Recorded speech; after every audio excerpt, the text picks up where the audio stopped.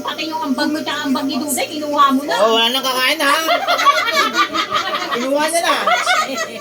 Magbugas na ng pinggan. Tignan Tingnan mo naman yung anak ko kumain. Grabe. Picturean nyo.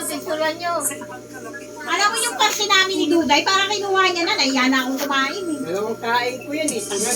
Ako nga, konti nga lang, marami tayo. Nakakaya ka. Mas yung kumain na ba kayo?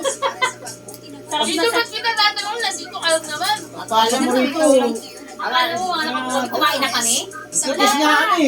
Itis kami. Gigil yung tita, gusto na sa pakin eh.